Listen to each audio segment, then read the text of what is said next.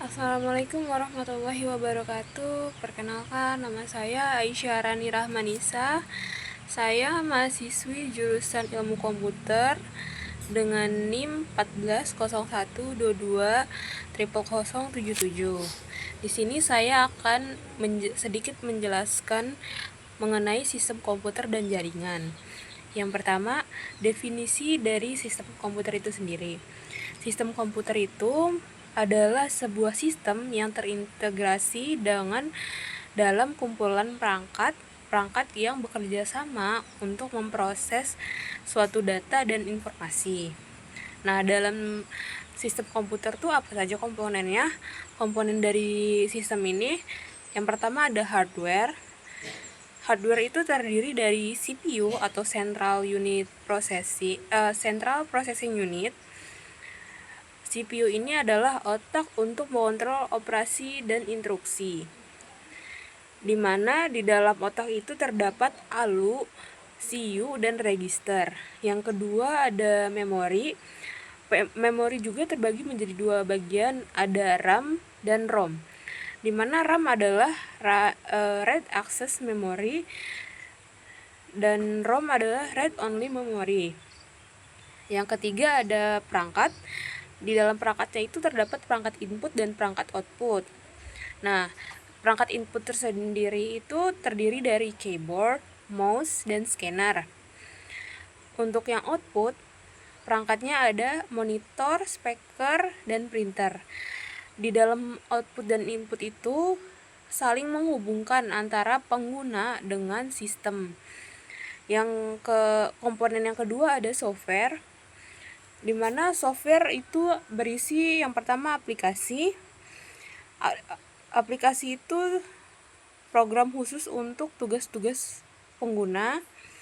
Yang kedua ada utilitas dan driver. Yang ketiga ada operation system. Yang keempat ada firmware. Untuk komponen yang ketiga di sini ada brainware atau usernya. Yang di dalam brainware itu terdiri dari user, programmer, analis sistem, dan administrator. Dilanjut dengan jenis komputer. Sistem komputer berdasarkan ukuran dibedakan menjadi superkomputer, komputasi yang sangat kompleks. Yang kedua ada mainframe. Mainframe ini adalah komputasi untuk skala yang besar. Ya, selanjutnya ada mini komputer. Mini komputer itu diperuntukkan untuk departemen. Yang terakhir ada mikrokomputer atau yang biasa kita gunakan seperti PC dan laptop, itu termasuk dalam mini komputer. Selanjutnya ada cara kerja sistem komputer. Nah, cara kerjanya sih itu apa aja sih? Yang pertama ada input, di mana input ini bertugas untuk memasukkan data dari perangkat input. Nah, perangkat input tadi kan berbagai macam. Perangkat input itu bisa dari keyboard, mouse, atau scanner.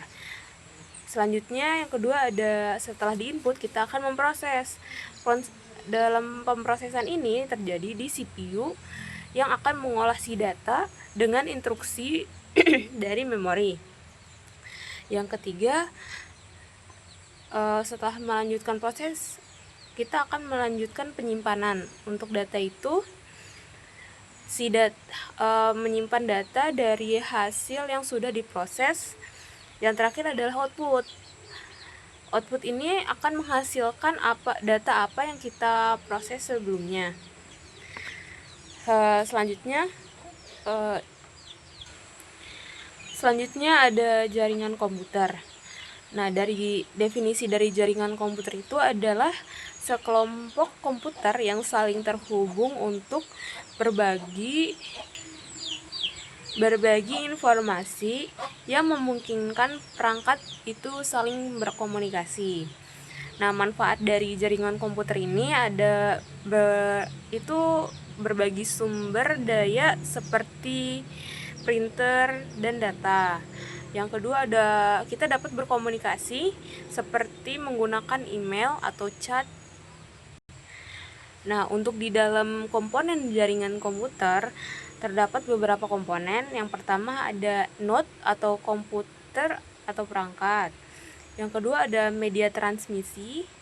Yang keempat ada protokol. Dan yang terakhir ada perangkat terhubung. Nah, jenis-jenis dari jaringan komputer ini yang pertama ada LAN, Local Area Network. Nah, dalam LAN ini areanya itu sangat terbatas. Biaya yang digunakan untuk LAN ini terbilang cukup rendah dan kecepatan transfer datanya itu cukup tinggi. Nah, contoh dari jaringan LAN itu biasanya ada di jaringan lab komputer. Nah, itu biasanya menggunakan LAN. Yang kedua ada MAN, Metropolitan Area Network. Untuk jangka penggunanya itu ada di sekitar area kota. Nah, si MAN ini fungsinya menghubungkan LAN dengan kecepatan menengah atau middle.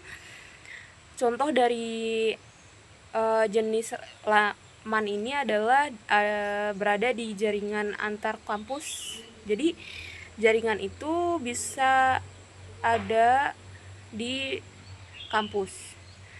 Yang ketiga ada One Wide Area Network, atau ini tersebar secara geografis yang luas.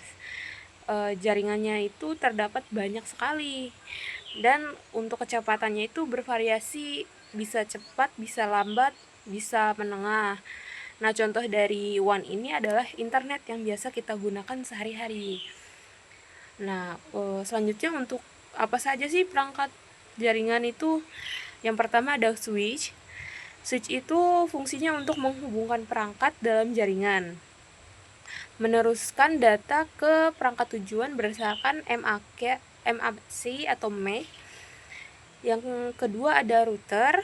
Router itu fungsinya untuk menghubungkan beberapa jaringan dan menentukan router terbaik. Yang terakhir ada modem. Modem ini mengubah sinyal digital menjadi analog atau sebaliknya dan menghubungkan jaringan lokal ke internet. Selanjutnya ada protokol jaringan. Ada beberapa macam tipe untuk protokol jaringan. Yang pertama TCP/IP, itu digunakan untuk berkomunikasi data. Yang kedua ada HTTP atau HTTPS, itu berfungsi untuk transfer halaman web. Yang ketiga ada PTP. PTP ini fungsinya untuk mentransfer file antar komputer. Yang terakhir ada SMTP atau POP3 atau IMAP, itu fungsinya untuk layanan email. Itu protokol jaringannya. Selanjutnya di sini ada internet. Sejarah internet itu berawal dari 1960-an. Di situ terbentuk ARPANET yang dikembangkan oleh Departemen Amerika Serikat. Ya, selanjutnya pada tahun 1980 TCP atau IP menjadi protokol standar. Nah, TCP/IP itu terbentuk pada tahun 1980. Untuk 1990 menggunakan World Wide Web berkembang di tim Berners-Lee, dan untuk tahun 2000-an itu menggunakan internet mobile dan media sosial untuk yang sangat berkembang pesat. Nah, untuk keamanan sistem komputer dan jaringan itu ada berbagai jenis. Beberapa jenis dari ancaman itu bisa ada di virus malware, unauthorized access, ada data breach, ada phishing, ada DOS attack. Nah, metode untuk melindunginya itu, kalau untuk virus dan malware, dia bisa menggunakan antivirus dan anti malware. Kalau untuk unauthorized access, dia bisa menggunakan firewall atau autentikasi data. Nah, untuk jenis ancaman data breach, metode perlindungannya bisa menggunakan enkripsi dan backup. Untuk phishing bisa menggunakan edukasi atau filter email. Dan yang terakhir ada DOS attack.